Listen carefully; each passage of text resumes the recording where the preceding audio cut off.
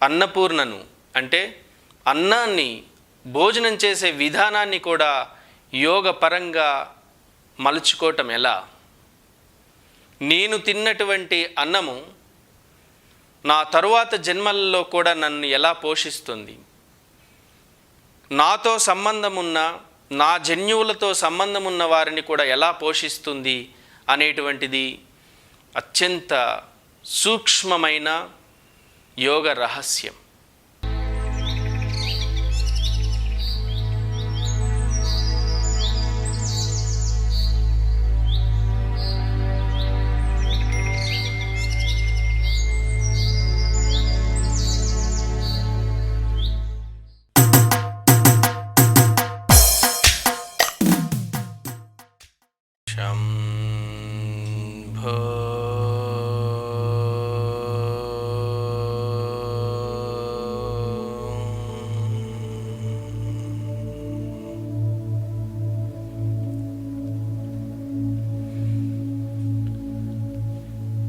సమస్తమైనటువంటి లోకాలను పోషించేటువంటి, సమస్తమైనటువంటి జీవరాశులను పోషించేటువంటి ఒకానొక మహాశక్తే అన్నపూర్ణాదేవి. మన యొక్క భౌతిక దేహము అన్నం చేత పోషించబడుతూ ఉంది. ఈ అన్నమయ కోశము సమస్తమైనటువంటి సుఖాలను పొందటానికి ఆధారమైనటువంటిది. అలానే ఈ దేహం ఉంటేనే మనం ముక్తి కూడా సాధించగలం. భూమిలో నాటినటువంటి విత్తనం అది మన యొక్క ఆహారంగా మార్చేటువంటి ప్రక్రియను ఆ తల్లి చేస్తూ ఉంది. ఆ యొక్క అన్నాన్ని శక్తిగా రూపాంతరం చెందించేటువంటి ప్రక్రియను ఆ తల్లి చేస్తూ ఉంది. కేవలం ఈ భౌతిక శరీరాన్నే కాదు, అభౌతికమైనటువంటి మన యొక్క సూక్ష్మ శరీరాన్ని, పంచమయ కోశాలను పోషించేటువంటి తల్లి అన్నపూర్ణాదేవి. మనం అన్నం తింటే ఈ అన్నమయ కోశం పోషించబడుతూ ఉంది. మనం ధ్యానయుక్తులమైతే, యోగయుక్తులమైతే మన మిగిలిన సూక్ష్మ శరీరాలన్నీ కూడా పోషించబడతాయి. మనం చేసేటువంటి యోగ సాధనల శక్తిని స్వీకరించి ఆ పంచకోశాలను పోషిస్తుంది ఈ యొక్క అన్నపూర్ణాదేవి. ఈ అన్నపూర్ణని ఉపాసన చేయటానికి అత్యుత్తమమైనటువంటి యోగ మార్గం ఉంది. మీరు కేవలము ఒక క్రమ పద్ధతిలో మీరు తినేటువంటి భోజనాన్ని యోగపరంగా భుజించినట్టయితే మీ భోజనమే ఒక గొప్ప సాధన అవుతుంది. మీరు భోంచేసే ప్రక్రియే ఒక యోగ సాధనగా మారుతుంది. మీరు ఒక యోగయుక్తంగా మీరు భోజనం చేస్తే, యోగపరమైనటువంటి పద్ధతిలో మీరు భోజనం చేస్తే ఆ యొక్క అన్నము మిమ్మల్ని మాత్రమే కాకుండా మీ తరువాత తరాలను, అలానే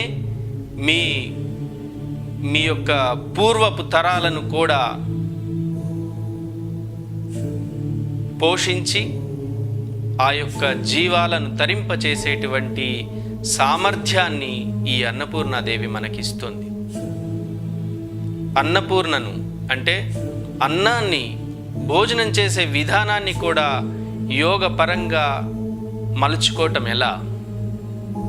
నేను తిన్నటువంటి అన్నము నా తరువాత జన్మలలో కూడా నన్ను ఎలా పోషిస్తుంది, నాతో సంబంధం ఉన్న, నా జన్యువులతో సంబంధం ఉన్న వారిని కూడా ఎలా పోషిస్తుంది అనేటువంటిది అత్యంత సూక్ష్మమైన యోగ రహస్యం.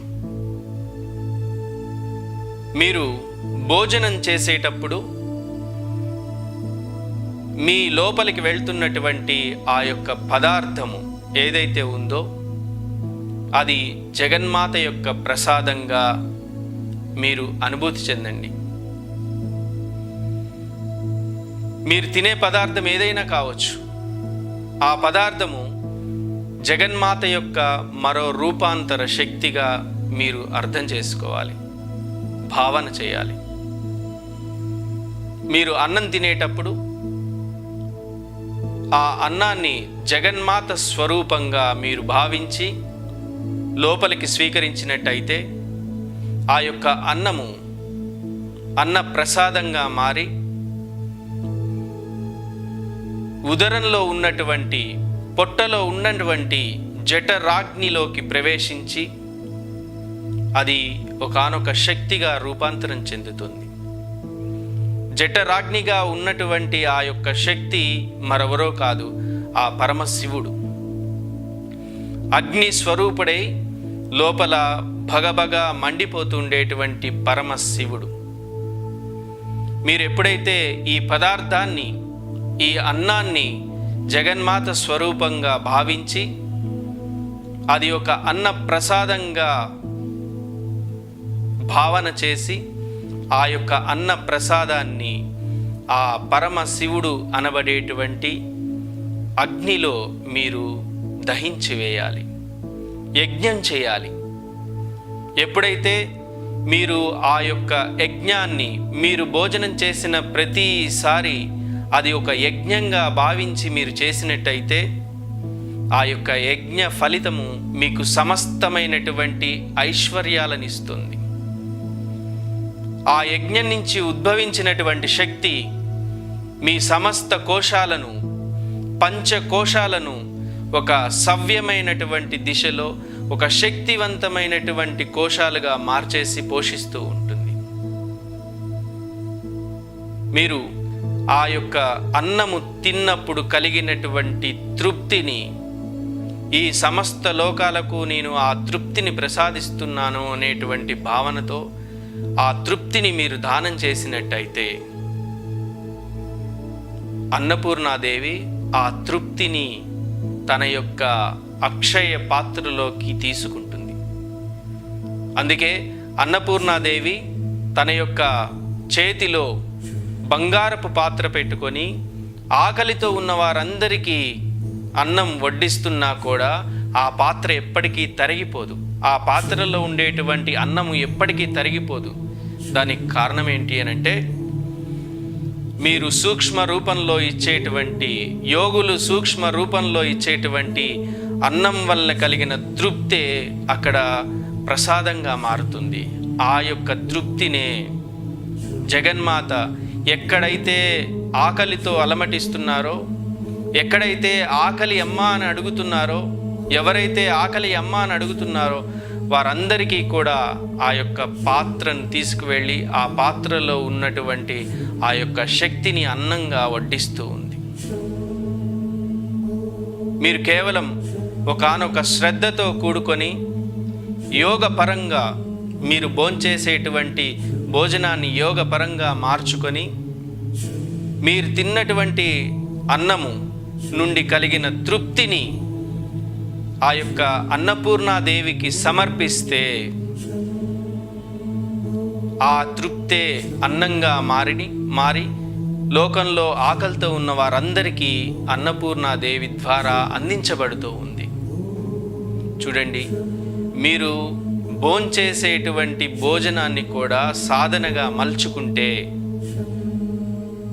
మీ ద్వారా ఈ లోకానికి ఎంత ఉపకారం జరుగుతుందో చూడండి. మీరు బాహ్యంగా అన్నదానం చేస్తేనే విశేషమైనటువంటి శక్తి, విశేషమైనటువంటి పుణ్యఫలం మీ ఖాతాలో చేరుతుంది. అటువంటిది మీరు భోంచేసిన ప్రతిసారి ఆ యొక్క భోజనం నుండి కలిగినటువంటి తృప్తిని ఆ అన్నపూర్ణాదేవికి సమర్పిస్తున్నానని, లోకంలో ఆకలితో ఉన్న వారందరికీ అన్నం చేరేలాగా ఆ యొక్క తల్లి చూసుకోవాలనేటువంటి భావనతో మీకు అన్నం ద్వారా కలిగిన తృప్తిని సమర్పించండి. తద్వారా ఆకలితో ఉన్న వారి అందరి కడుపు నిండుతూ ఉంటుంది. అంటే అన్నపూర్ణాదేవి యొక్క బాధ్యతలో మీది భాగస్వామ్యమైంది.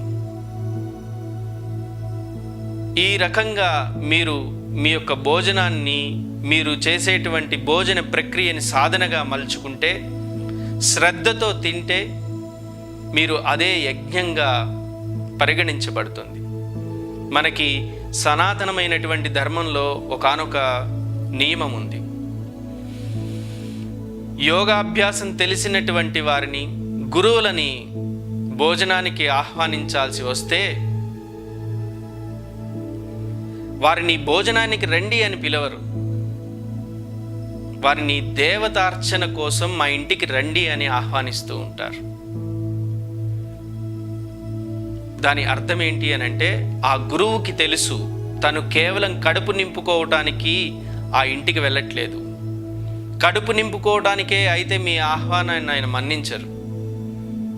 ఆయన్ని దేవతార్చనకి రండి అని ఆహ్వానిస్తే ఆయన వచ్చి మీ ఇంట భోజనం చేస్తూ ఆ భోజన ప్రక్రియను యజ్ఞంగా మారుస్తారు. ఆ యొక్క భోజనంలో ఉండేటువంటి సూక్ష్మ శక్తిని, అతను తినగా కలిగినటువంటి తృప్తిని సమస్త లోకాలకి పంచుతాడు. ఆ యొక్క తృప్తిని, ఆ తృప్తి రూపంలో ఉన్నటువంటి శక్తిని ఆ అన్నపూర్ణాదేవి స్వీకరించి లోకంలో ఎక్కడ ఎవరు ఆకలితో అమ్మ అని పిలిస్తే వారందరికీ వడ్డిస్తూ ఉంటుంది. ఇదే అన్నపూర్ణ స్వరూపం. మీరందరూ కూడా అన్నపూర్ణ స్వరూపాలుగా మారాలి అని అంటే, మీకు ఈ లోకంలోనే కాదు, ఇతర ఏ లోకాల్లో కూడా మీకు పోషణ అనేటువంటిది కరువు కాకుండా, మీరు ఈ జన్మే కాదు ఇంకా ఏ జన్మల్లోకి వెళ్ళినా సరే ఆ జన్మల్లో మీకు అన్నం అనేటువంటిది లోటు కలగకుండా ఉండాలి అని అంటే, మీరు తినే అన్నాన్ని, మీరు తినేటువంటి భోజన ప్రక్రియని ఒక యజ్ఞ ప్రక్రియగా మార్చుకోండి. అశ్రద్ధగా భోంచేయకండి, శ్రద్ధతో కూడుకొని భోంచేయండి. ఆ యొక్క అన్న పదార్థాన్ని అన్న ప్రసాదంగా భావించండి. ఆ యొక్క ప్రసాదాన్ని, ఆ జగన్మాత ఇచ్చినటువంటి ఆ అన్నాన్ని అగ్ని అనేటువంటి, జఠరాగ్ని అనేటువంటి ఆ యొక్క అగ్నిలో హవిస్సుగా ఇవ్వండి. అప్పుడు అది యజ్ఞంగా మారుతుంది. ఈ యొక్క ప్రక్రియని మీరు బాగా అభ్యాసం చేస్తే మీకు అన్నపూర్ణాదేవి యొక్క అనుగ్రహం లభిస్తుంది. ఇందులో మీకు కావాల్సింది పరిపూర్ణమైనటువంటి శ్రద్ధ. ఈ యొక్క నవరాత్రుల కాలంలో అన్నపూర్ణాదేవిని ఎలా ఆరాధించాలని, ఈ యొక్క అన్నం తినే ప్రక్రియ ఒక యజ్ఞంగా ఎలా మలుచుకోవాలని తెలుసుకున్న మీరు, ఇది మీ జీవిత కాలంలో మీరు దీన్ని ఇంప్లిమెంట్ చేసి ఆ జగన్మాత యొక్క, ఆ అన్నపూర్ణాదేవి యొక్క అనుగ్రహాన్ని పొందాలని నేను కోరుకుంటున్నాను.